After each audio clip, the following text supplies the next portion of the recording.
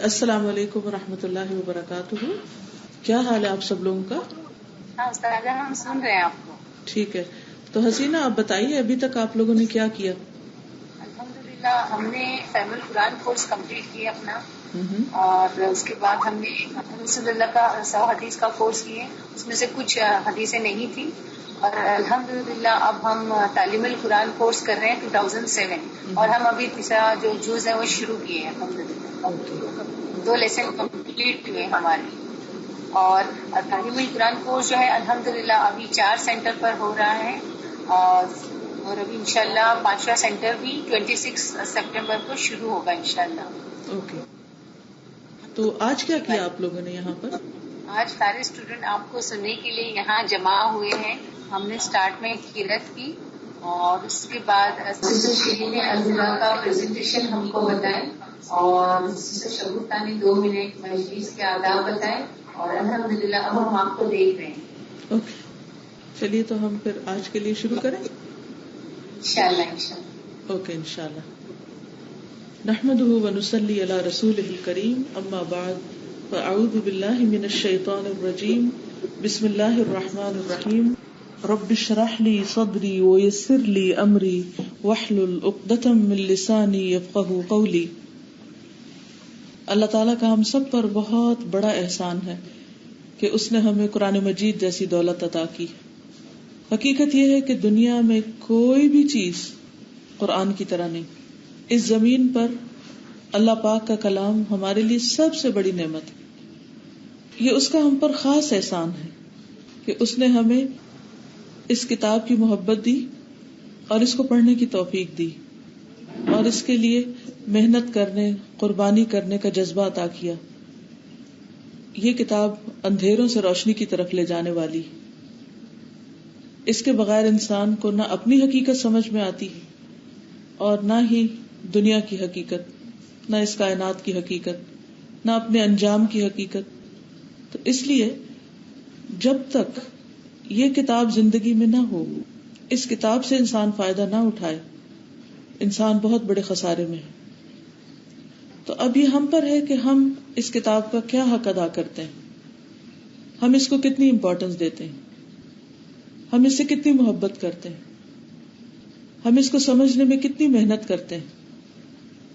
قرآن مجید میں اللہ تعالیٰ فرماتے ہیں یا اہل الکتاب قد جاءکم رسولنا یبین لکم کثیرا مما کنتم تخفون من الکتاب ویعفو عن کثیر قد جاءکم من اللہ نور وکتاب مبین یہدی بہ اللہ من اتبع رضوانہ سبل السلام ویخرجہم من الظلمات الی النور بإذنہ ویہدیہم الی صراط مستقیم.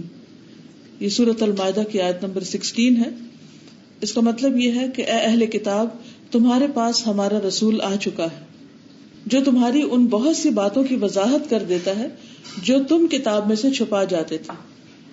یعنی اس کلام مجید نے، قرآن مجید نے پچھلی امتوں کی خیانتوں کو بھی واضح کر دیا کہ انہوں نے حق میں سے کیا کچھ چھپایا جس پر وہ خود عمل نہیں کرنا چاہتے تھے، اور بہت سی باتوں کو چھوڑ بھی دیتا ہے، یعنی جن کی اب مزید وضاحت کی ضرورت نہیں. اب تمہارے پاس اللہ کی طرف سے روشنی اور ایسی واضح کتاب آ چکی ہے جس کے ذریعے اللہ تعالیٰ ان لوگوں کو سلامتی کی راہیں دکھاتا ہے جو اس کی رضا کے پیچھے چلتے ہیں. گویا یہ کتاب ہمیں سلامتی کا راستہ دکھاتا ہے کہ جس پر چل کر انسان کو پیس، امن اور سکون حاصل ہو. لیکن کس کے لیے سلامتی ہے، کس کے لیے امن ہے؟ جو اس کتاب کے مطابق اپنی زندگی کو گزارے اور انہیں اپنے اذن سے اندھیروں سے نکال کر روشنی کی طرف لے جاتا ہے اور سیدھی راہ کی طرف ان کی رہنمائی کرتا ہے. تو گویا قرآن مجید روشنی ہے، سلامتی کا ذریعہ ہے اور سیدھے رستے کی طرف لے جانے والا ہے. اسی طرح ایک اور جگہ پر اللہ تعالیٰ فرماتے کہ ان ھذا القرآن یہدی للتی ہی اقوم ویبشر المؤمنین الذین یعملون الصالحات ان لہم اجرا کبیرا. سورۃ الاسراء آیت 9. یہ قرآن وہ راستہ دکھاتا ہے جو سب سے زیادہ سیدھا ہے، اور جو لوگ ایمان لاتے ہیں اور نیک عمل کرتے ہیں انہیں خوشخبری دیتا ہے کہ ان کے لیے بہت بڑا اجر ہے. اب آپ قرآن مجید کے خصائص گنتے جائیے کہ پچھلی آیت میں کیا بتایا گیا اور اس کے بعد اس آیت میں ہمیں کیا بتایا گیا. تو اس آیت سے ہمیں پتہ چلتا ہے کہ قرآن مجید سب سے زیادہ سیدھا راستہ دکھاتا ہے. یعنی جو شخص اس کتاب کو تھام لے گا وہ بھٹکے گا نہیں، گمراہ نہیں ہوگا. اور کیا کرتی ہے کتاب؟ جو لوگ ایمان لا کر اچھے کام کرتے ہیں انہیں خوشخبری دیتی. کس بات کی خوشخبری؟ کہ ان کے لیے بہت بڑا اجر ہے. اجر کس کو کہتے ہیں؟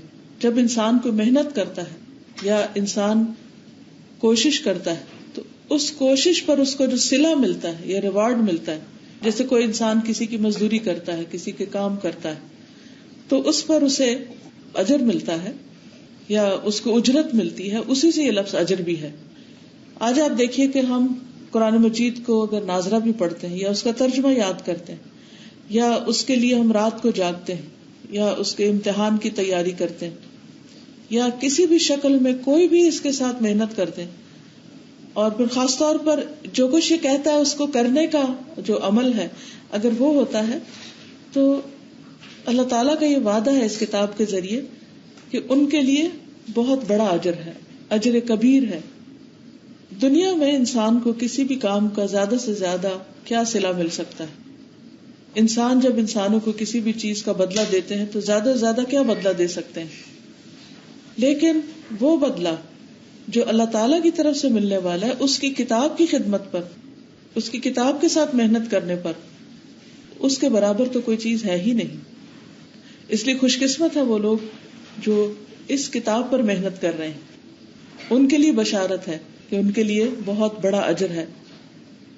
پھر اسی طرح ایک اور جگہ پر سورۃ ابراہیم کی آیت نمبر 1 میں اللہ تعالیٰ فرماتے ہیں کہ الف لام را کتاب انزلناہ الیک لتخرج الناس من الظلمات الی النور باذن ربہم الی صراط العزیز الحمید.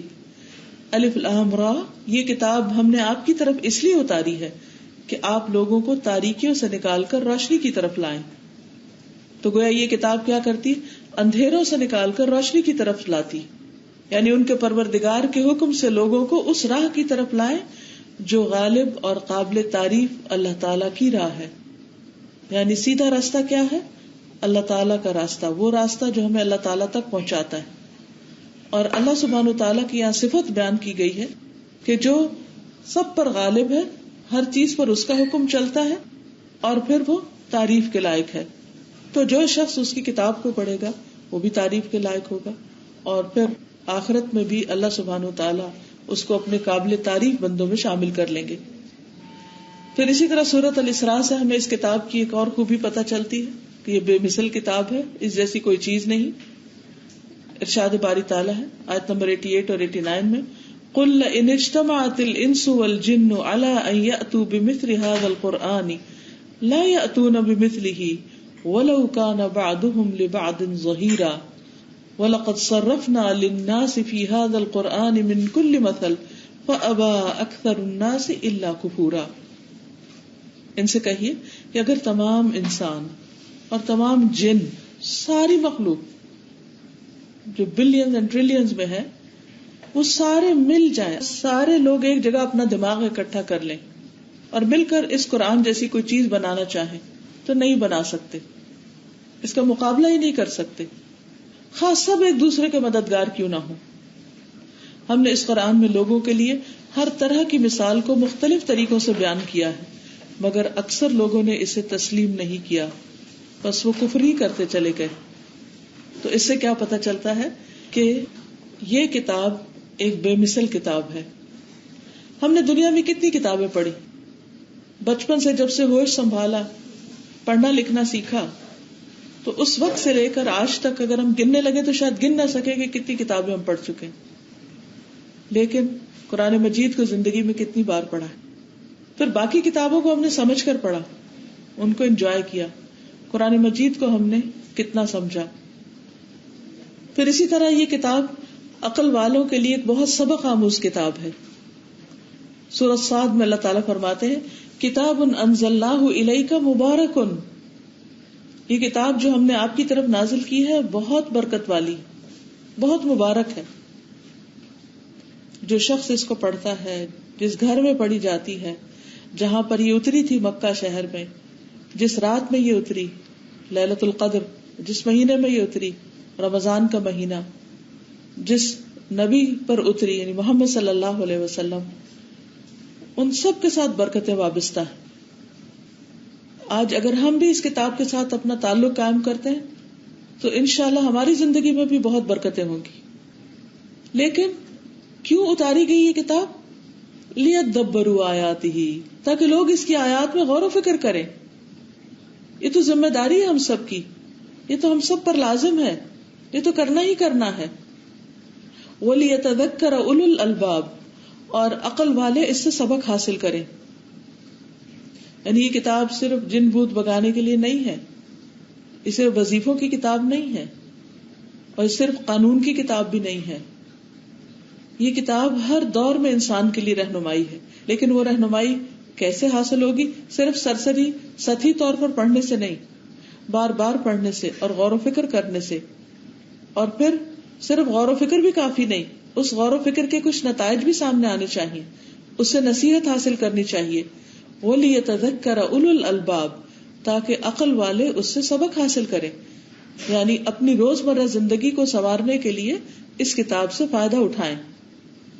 پھر اسی طرح جب ہم اس کتاب کو پڑھنے لگتے ہیں تو بعض اوقات پڑھنا مشکل ہوتا ہے یا کسی حکم پر عمل کرنا مشکل لگتا ہے، تو ایسے میں بھی ہمیں پریشان نہیں ہونا چاہیے، اور کبھی یہ نہیں سوچنا چاہیے کہ وہ جب سے میں نے یہ قرآن پڑھنا شروع کیا ہے تو میرے لیے ٹائم کا بہت مسئلہ ہو گیا ہے، گھر والے ناراض ہو رہے ہیں یا اور مشکلات آ رہی ہیں.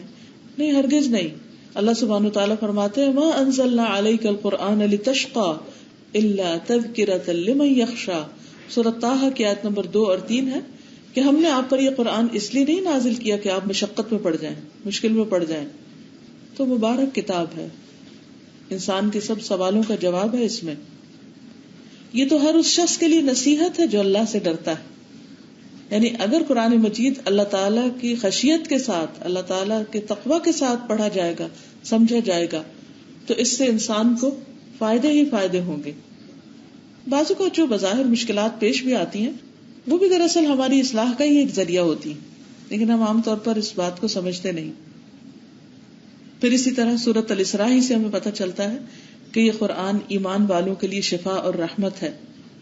اللہ تعالیٰ فرماتے ہیں وَنُنَزِّلُ مِنَ الْقُرْآنِ مَا هُوَ شِفَاءٌ وَرَحْمَةٌ لِّلْمُؤْمِنِينَ وَلَا يَزِيدُ الظَّالِمِينَ إِلَّا خَسَارًا. سورۃ الاسراء آیت 82. اور ہم قرآن میں جو کچھ نازل کرتے ہیں وہ مومنوں کے لیے تو شفا اور رحمت ہے، مگر ظالموں کے لیے خسارے میں اضافہ کرنے کے سوا نہیں. یعنی ظالموں کے لیے خسارے میں ہی اضافہ کرتا ہے. تو اس میں بھی ایک بہت بڑی خوشخبری کی بات ہے کہ یہ کتاب شفا ہے تمام بیماریوں کی، جسمانی، روحانی، جذباتی، اخلاقی، ہر طرح کی بیماریاں جو افراد کو ہوتی ہیں یا اقوام کو ہوتی ہیں ان سب کا علاج ہے اس میں. اور مومنوں کے لیے رحمت بھی ہے، باعث سکینت ہے. لیکن جو لوگ اس پر ایمان نہیں رکھتے، جو ظالم ہیں، جو اس کا حق ادا نہیں کرتے، ان کے لیے یہ کتاب خسارے کے سوا اور کسی چیز میں اضافہ نہیں کرتی. ان کا نقصان دن بدن بڑھتا چلا جا رہا ہے.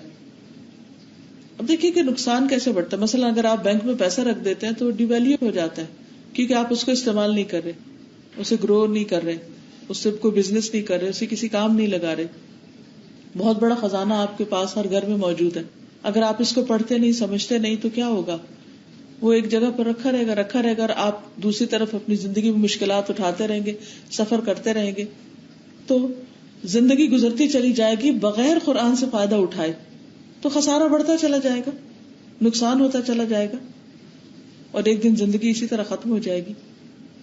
تو اس لیے اللہ تعالیٰ نے ہمیں اس دنیا میں بھیجا ہے، اللہ تعالیٰ کے پاس ہم نے واپس جانا ہے، تو ضروری ہے کہ ہم ایسے کام کر کے جائیں کہ جن سے اللہ سبحانہ وتعالیٰ راضی ہو جائے اور ہم پر دنیا اور آخرت دونوں میں رحمتیں نازل ہوں. پھر اسی طرح سورۃ الانعام آیت نمبر 155 میں اللہ تعالیٰ فرماتے ہیں وَهَذَا كِتَابٌ أَنزَلْنَاهُ مُبَارَكٌ فَاتَّبِعُوهُ وَاتَّقُوا لَعَلَّكُمْ تُرْحَمُونَ.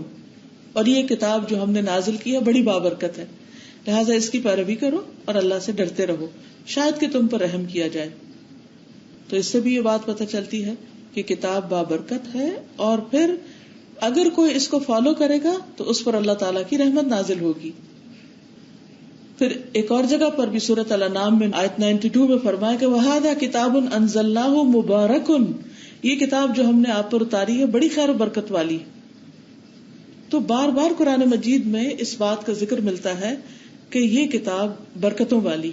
پھر یہ کیسے ہو سکتا ہے کہ اگر کسی شخص کو برکت چاہیے اور وہ قرآن کو ہاتھ نہ لگائے، قرآن سے کوئی تعلق نہ ہو، اس کا قرآن سے کچھ فائدہ نہ اٹھائے؟ تو اگر ہم اپنی طلب میں سچے ہیں تو پھر خزانہ ہمارے سامنے ہے، ہمیں اس سے بھرپور فائدہ اٹھانا ہے. اور اس سے فائدہ اٹھانے میں کچھ بھی جو محنت کرنی پڑے وہ بہت کم ہے، بہت قلیل ہے، بہت چھوٹی ہے اس فائدے کے مقابلے میں جو اس سے ہمیں حاصل ہو سکتا ہے، دنیا میں بھی، قبر میں بھی، حشر میں بھی اور آخرت میں بھی. پھر اسی طرح یہ تنگ زندگی سے بچانے والی. بہت سے لوگ زندگی میں مختلف حالات سے تنگ ہو جاتے ہیں، کبھی اپنی بیماری کی وجہ سے، کبھی کسی اور وجہ سے. لیکن بنیادی طور پر ہوتا کیا ہے کہ ہماری زندگی میں دین نہیں ہوتا، اللہ کی کتاب کے ساتھ کوئی تعلق نہیں ہوتا، لیکن ہمیں اس بات کا خود بھی علم نہیں ہوتا. اور ہم کبھی اس بات کو سوچتے ہی نہیں کہ ہماری زندگی میں جو پریشانی ہے اس کی وجہ یہ بھی ایک ہو سکتی ہے کہ ہمارا قرآن مجید کے ساتھ تعلق درست نہیں اور ہم اس کا حق ادا نہیں کر رہے. کیونکہ اللہ تعالیٰ کے وعدے ہیں، یہ شفا ہے، یہ رحمت ہے، یہ ہدایت ہے، یہ بابرکت ہے. تو پھر اتنی فائدوں والی چیز کو اگر ہم اپنی زندگی میں لا رہے ہیں تو یہ کیسے ہو سکتا ہے کہ ہماری زندگی مصیبت والی بن جائے؟ ٹھیک ہے، وقتی طور پر چھوٹے موٹے ٹیسٹ آتے رہتے ہیں، لیکن جو شخص ثابت قدم رہتا ہے اس کے لیے پھر آگے آسانیاں ہی آسانیاں ہوتی چلی جاتی ہیں. تو اللہ تعالیٰ فرماتے ہیں وَمَنْ أَعْرَضَ عَنْ ذِكْرِي فَإِنَّ لَهُ مَعِيشَةً ضَنْكًا وَنَحْشُرُهُ يَوْمَ الْقِيَامَةِ أَعْمَى قَالَ رَبِّ لِمَ حَشَرْتَنِي أَعْمَى وَقَدْ كُنْتُ بَصِيرًا قَالَ كَذَلِكَ أَتَتْكَ آيَاتُنَا فَنَسِيتَهَا وَكَذَلِكَ الْيَوْمَ تُنْسَى.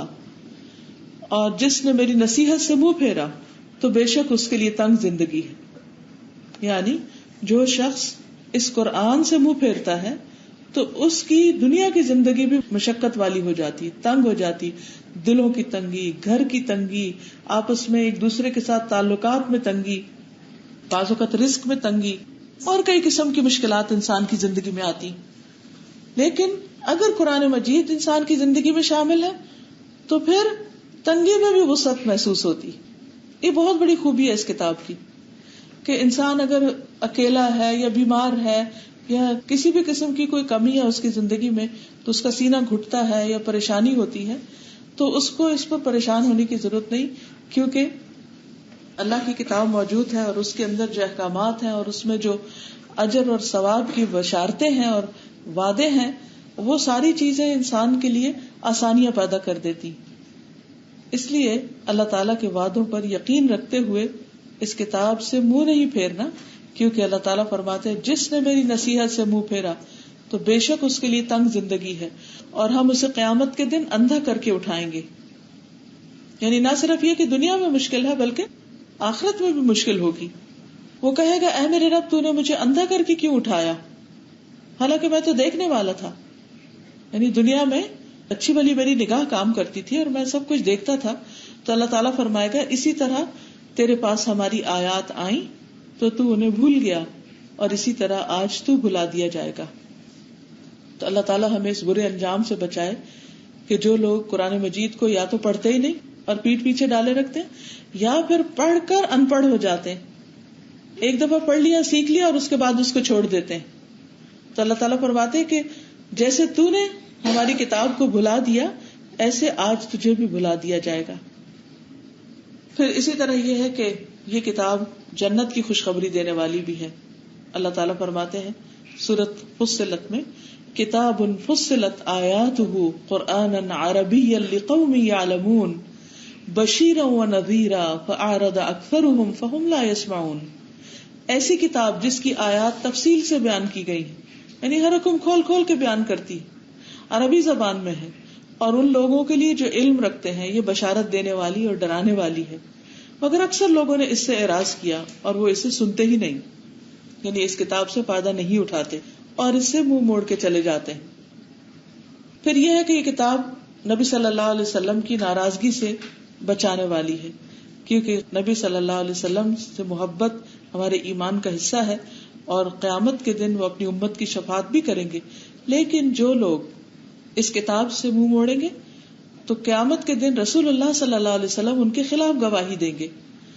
سورۃ الفرقان کی آیت نمبر 30 میں آتا ہے، اللہ تعالیٰ فرماتے ہیں وَقَالَ الرَّسُولُ يَا رَبِّ إِنَّ قَوْمِ اتَّخَذُوا هَذَا الْقُرْآنَ مَهْجُورًا، اور رسول کہے گا اے میرے رب، بے شک میری قوم نے اس قرآن کو چھوڑ دیا تھا. بتائیے قیامت کے دن اگر ہم نے اس کتاب کو پڑھنا چھوڑ دیا یا اس سے فائدہ اٹھانا چھوڑ دیا تو پھر رسول اللہ صلی اللہ علیہ وسلم کس قسم کی گواہی دیں گے. تو اس چیز سے بھی ڈرنا چاہیے. اور یہ قرآن مجید صرف آپ کے کورس تک کے لیے نہ ہو کہ ہم بس کورس کر رہے ہیں اور جب کورس ختم ہو تو پھر آپ اس کو بند کر کے کہیں رکھ دیں. نہیں، یہ تو دنیا کے اندھیروں میں اور غموں میں روشنی بخشنے والی ہے اور آخرت کی پریشانیوں میں بھی روشنی اور بہترین مددگار اور ساتھی ہے. اسی طرح احادیث سے بھی ہمیں یہ بات پتہ چلتی ہے کہ قرآن مجید ہدایت اور روشنی دینے والی کتاب ہے. رسول اللہ صلی اللہ علیہ وسلم نے فرمایا اللہ عز و جل کی کتاب ہی اللہ کی رسی ہے. وہ آتا نا کہ اللہ کی رسی کو مضبوطی سے پکڑ لو، تو حدیث ہمیں بتاتی ہے کہ یہ رسی اللہ کی کتاب ہے. جو اس کی پیروی کرے گا وہ ہدایت پر رہے گا اور جو اسے چھوڑ دے گا وہ گمراہی پر رہے گا. تو اب ہمیں اپنے آپ سے پوچھنا چاہیے، سوال کرنا چاہیے کہ کیا ہم اس کتاب کو پکڑے ہوئے ہیں یا چھوڑے ہوئے ہیں. روزانہ کی روٹین پر غور کیجیے کہ سارے دن میں قرآن مجید کے ساتھ کتنا تعلق ہوتا ہے، تلاوت میں، نمازوں کے اندر اور غور و فکر اور پڑھنے پڑھانے میں. تو جتنا جتنا ہمارا تعلق زیادہ ہوگا اس کتاب کے ساتھ اتنا اتنا ہمیں فائدہ زیادہ ہوگا. پھر اسی طرح رسول اللہ صلی اللہ علیہ وسلم نے فرمایا آگاہ رہو اے لوگو، میں ایک انسان ہوں، قریب ہے کہ میرے رب کا بھیجا ہوا میرے پاس آئے، یعنی فرشتہ، تو میں اسے قبول کروں، یعنی روح قبض کرنے کے لیے آئے تو میں لبیک کہہ دوں. اور میں تم میں 2 بھاری چیزیں چھوڑے جا رہا ہوں. ان میں سے پہلی اللہ کی کتاب ہے جس میں ہدایت اور نور ہے، تو تم اللہ کی اس کتاب کو پکڑے رکھو اور اس کے ساتھ مضبوطی سے جڑے رہو.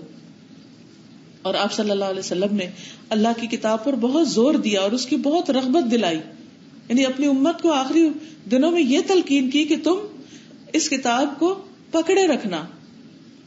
پھر آپ نے فرمایا دوسری چیز میرے اہل بیت ہیں، میں تم لوگوں کو اپنے اہل بیت کے بارے میں اللہ کی یاد دلاتا ہوں، یعنی ان کے ساتھ حسن سلوک کرنا. میں تم لوگوں کو اپنے اہل بیت کے بارے میں اللہ کی یاد دلاتا ہوں، میں تم لوگوں کو اپنے اہل بیت کے بارے میں اللہ کی یاد دلاتا ہوں کہ ان کے ساتھ اچھا رویہ اختیار کرنا، ان کے ساتھ اچھا معاملہ کرنا. تو حقیقت یہ ہے کہ اگر ہم اس کتاب کے ساتھ تعلق رکھتے ہیں تو اس میں دراصل ہمارا اپنا ہی فائدہ ہے، اور اگر ہم اسے چھوڑ دیتے ہیں تو اس کو چھوڑنا ایسا ہی ہے کہ جیسے کوئی شخص اندھیرے میں کھڑا ہو اور اپنا چراغ بجھا دے، یا تنگی اور مشکل میں ہو یا کسی گرم اور بند کمرے میں وہاں سے اے سی بند کر دے، یا اسی طرح جو چیز اس کو راحت دینے والی ہے اس کو ایک طرف کر دے.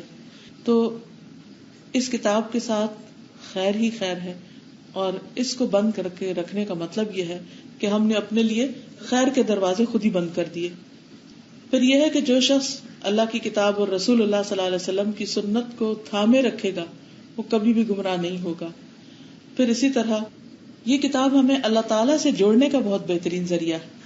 نبی صلی اللہ علیہ وسلم نے فرمایا کوئی ایسی چیز نہیں جو زیادہ افضل ہو جس کے ذریعے تم اللہ تعالیٰ کی طرف رجوع کر سکو سوائے اس کے جو اس کی طرف سے نازل ہوئی، یعنی قرآن.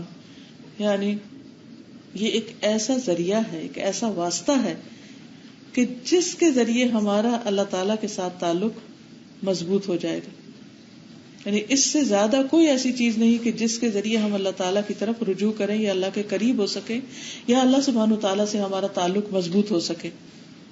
پھر اسی طرح اللہ تعالیٰ سے ہماری محبت کتنی ہے اس کا ثبوت دینے کے لیے بھی ہمیں قرآن مجید سے محبت کرنا ہوگی، کیونکہ اللہ تعالیٰ صرف ہماری باتوں پہ نہیں جائیں گے کہ ہم دعوے کرتے ہیں کہ اللہ ہمیں آپ سے بڑی محبت ہے.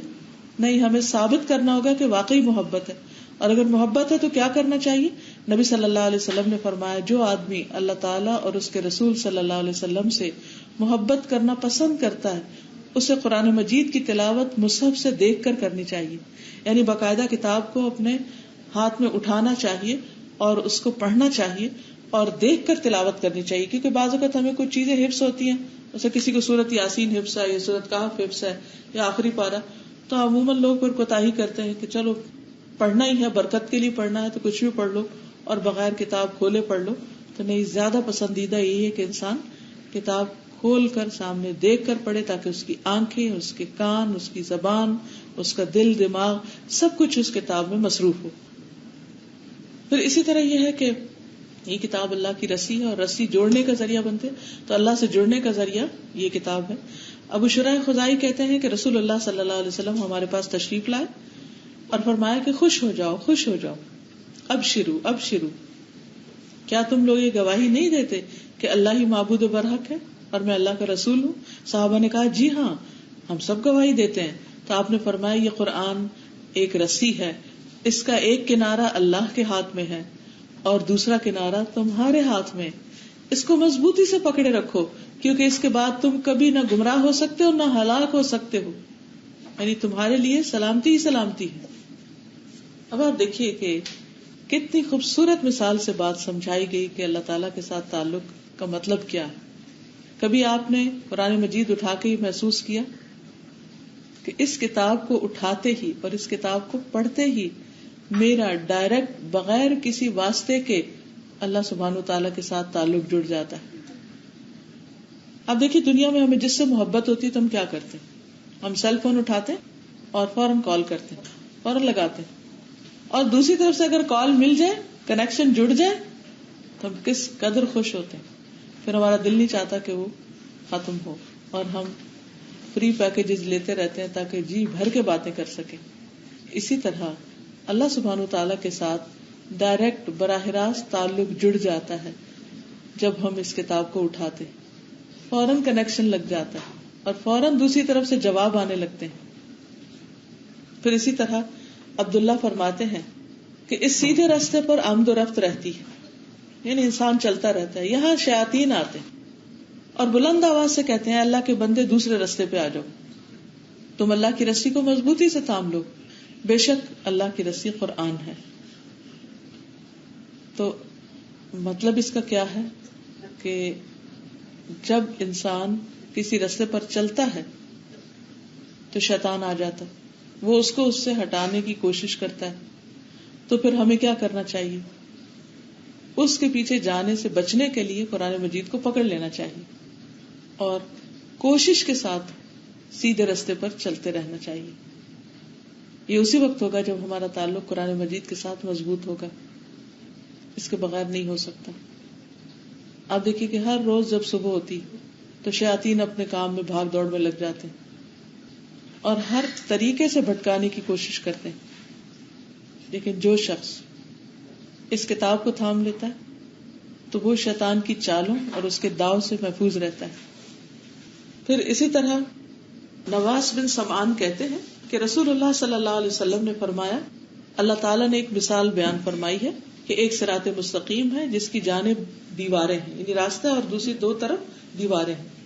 ان دیواروں میں کھلے ہوئے دروازے ہیں جیسے کوریڈور ہوتا ہے اور دروازوں پر پردے لٹک رہے ہیں، اور راستے کے مرکزی دروازے پر سینٹرل ڈور پر ایک دائی کھڑا ہے، لوگوں کو کہہ رہا ہے کہ سب کے سب اس میں داخل ہو جاؤ، دائیں بائیں نہیں جانا.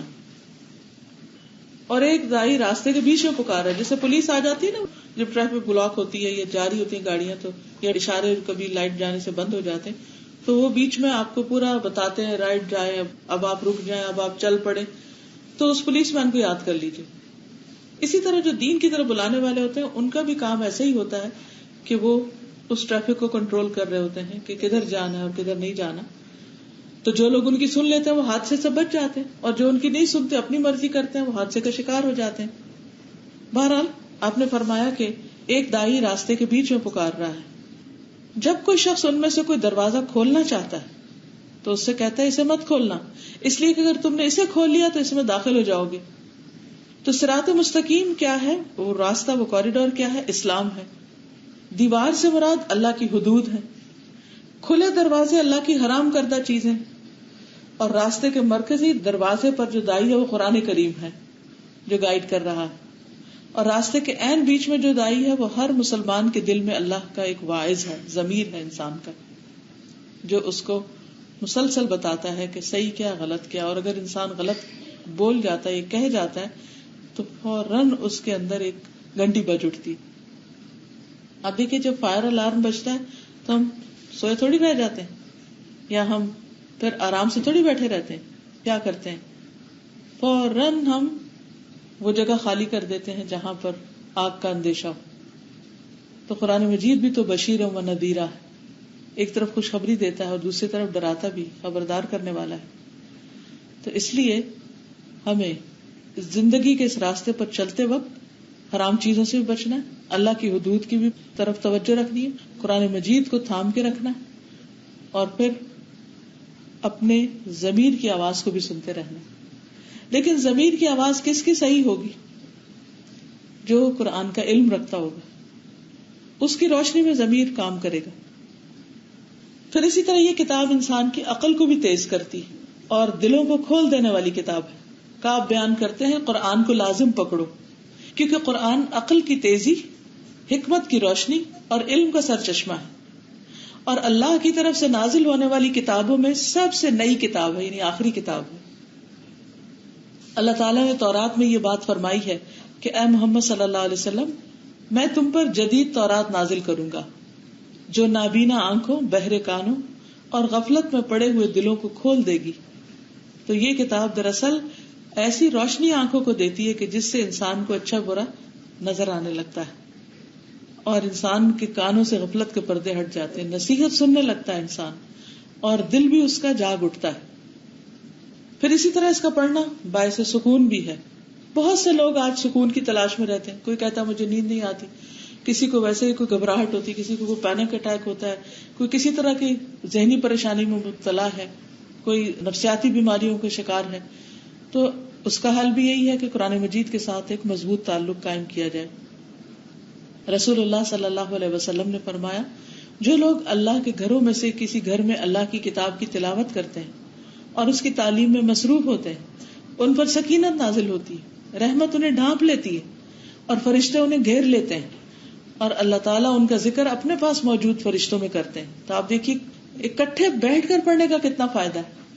یعنی ویسے تو آپ گھر میں بھی آڈیو سن سکتے ہیں یا اکیلے بیٹھ کے خود بھی تلاوت کر سکتے ہیں یا کسی سے 1-on-1 بیس پہ پڑھ سکتے ہیں، لیکن جب آپ جمع ہوتے ہیں تو پھر اس جمع ہونے میں بہت برکتیں اور رحمتیں ہیں، اور پھر جمع ہو کر بھی تلاوت بھی کرتے ہیں اور تعلیم میں مصروف ہوتے ہیں.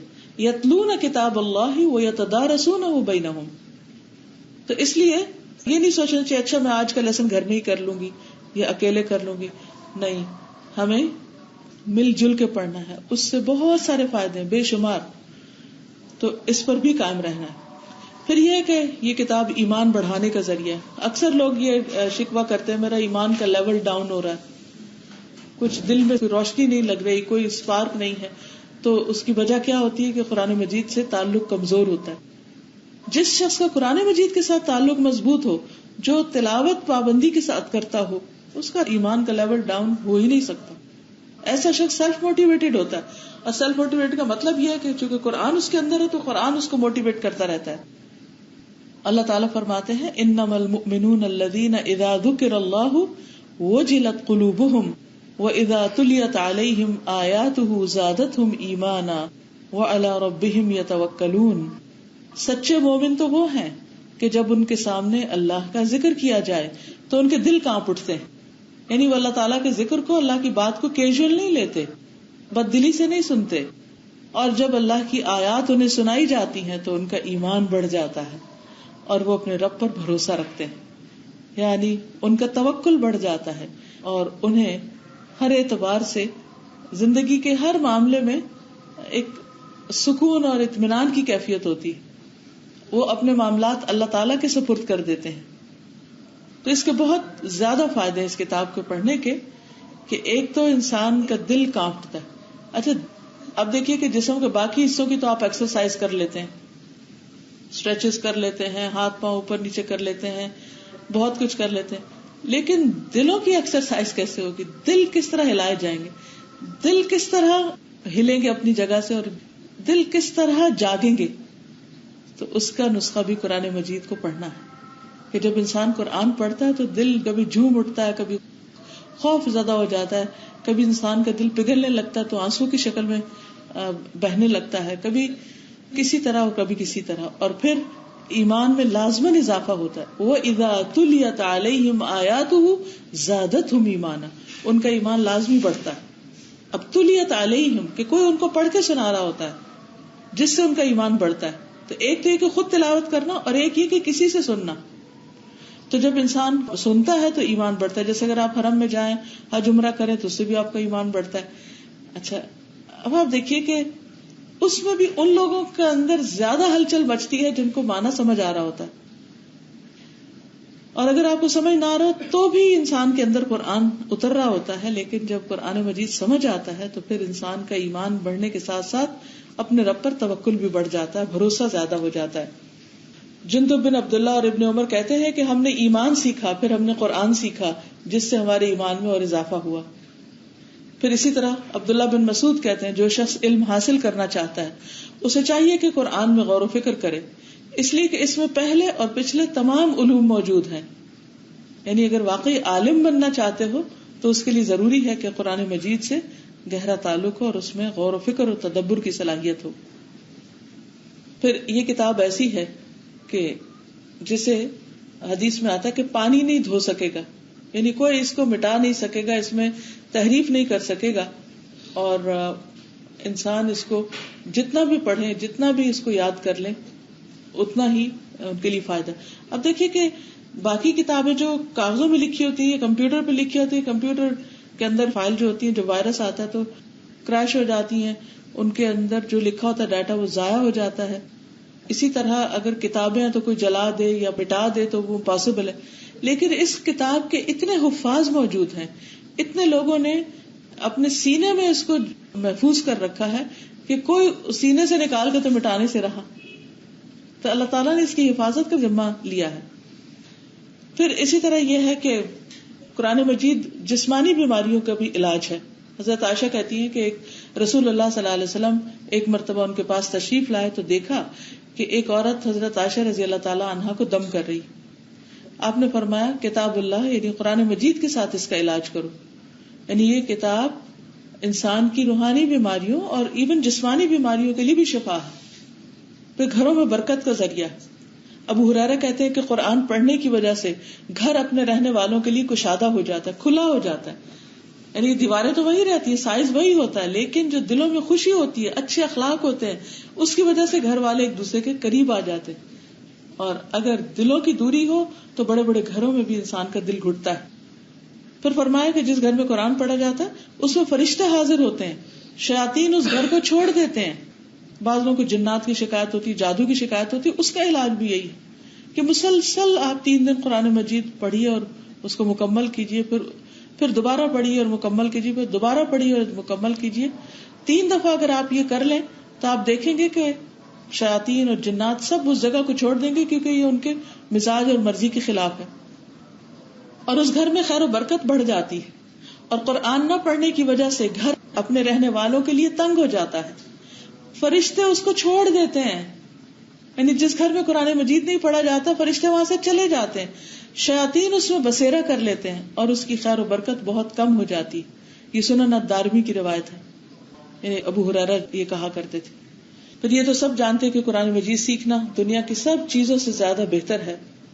عقبہ بن عامر کہتے ہیں کہ رسول اللہ صلی اللہ علیہ وسلم اس حال میں تشریف لائے کہ ہم صفہ میں تھے. آپ نے فرمایا کیا تم میں سے کوئی یہ پسند کرتا ہے کہ وہ روزانہ صبح بتھان یا عقیق کی طرف جائے اور وہاں سے بغیر کسی گناہ اور بغیر کسی قطع رحمی کے 2 بڑے بڑے کوہان والی اونٹنیاں لے آئے؟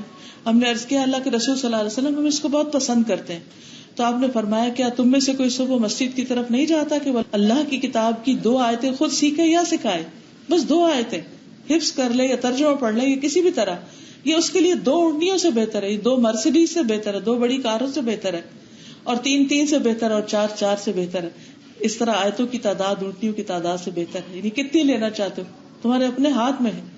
باقی اونٹنیاں خریدنے کے لیے، گاڑیاں خریدنے کے لیے تو سالوں محنت کرنی پڑے گی. اور کچھ لوگ قسطوں پہ لے رہے ہوتے ہیں اور انسٹالمنٹس پہ اور کئی قسم کی مشکلات کا شکار ہوتے ہیں.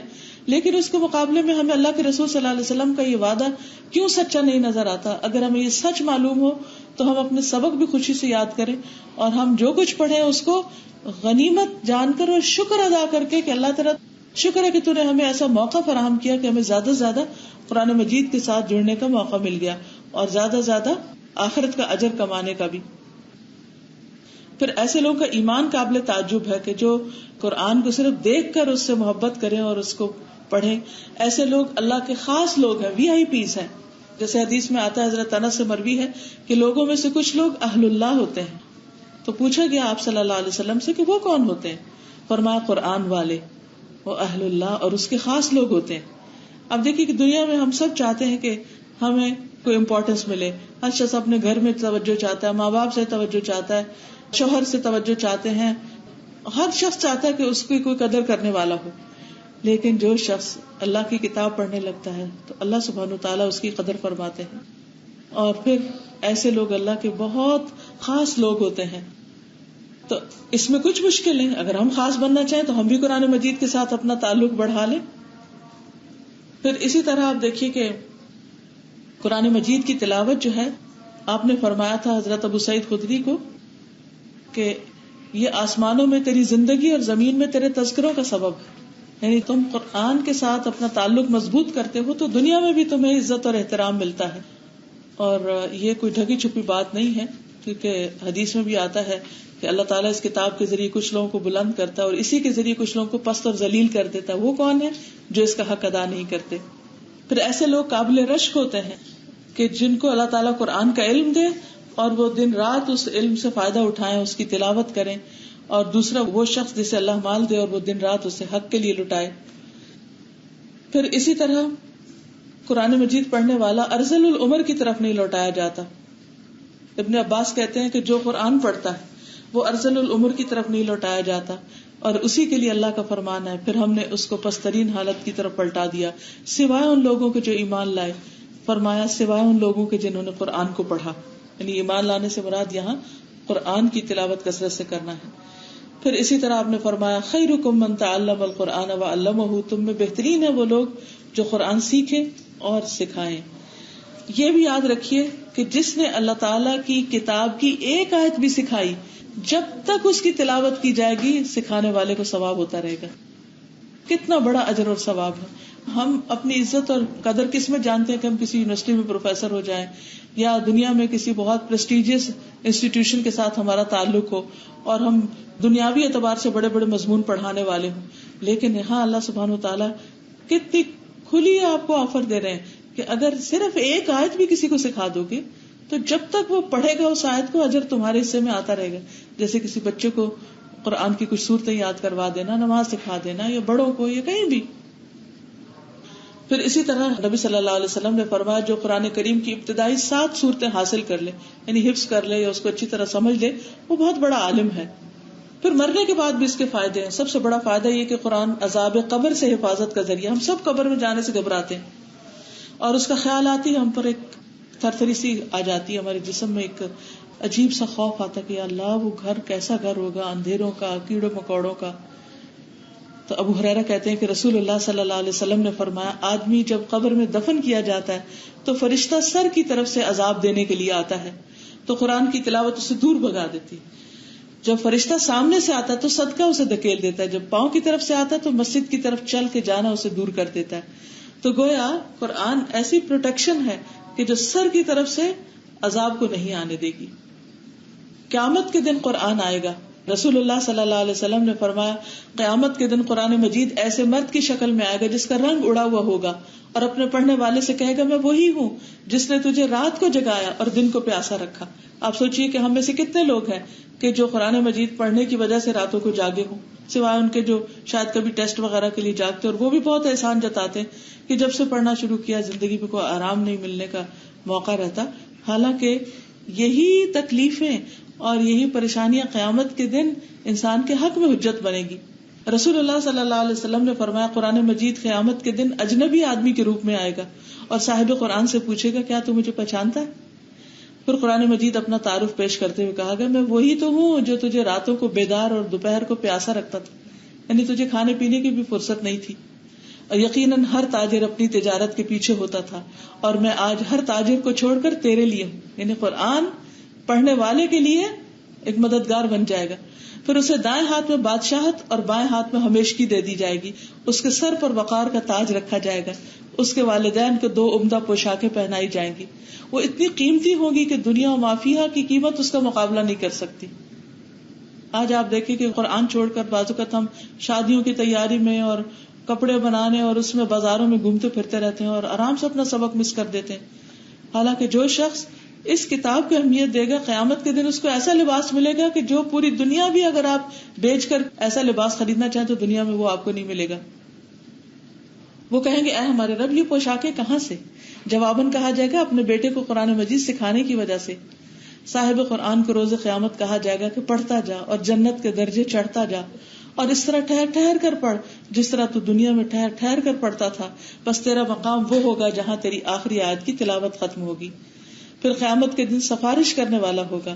رسول اللہ صلی اللہ علیہ وسلم نے فرمایا قرآن مجید کی تلاوت کرو، بلا شبہ قیامت کے دن یہ اپنے ساتھیوں کے لیے سفارش کرنے آئے گا. اور پھر یا تو یہ انسان کے حق میں حجت بنے گا یا انسان کے خلاف حجت بنے گا. خلاف کس کے ہوگا؟ جس نے اس کو نہیں پڑھا یا پڑھ کر اس کا حق ادا نہیں کیا. لیکن دوسری طرف جو قرآن پڑھنے والا ہے اس کے لیے عزت کا تاج اور لباس ہوگا.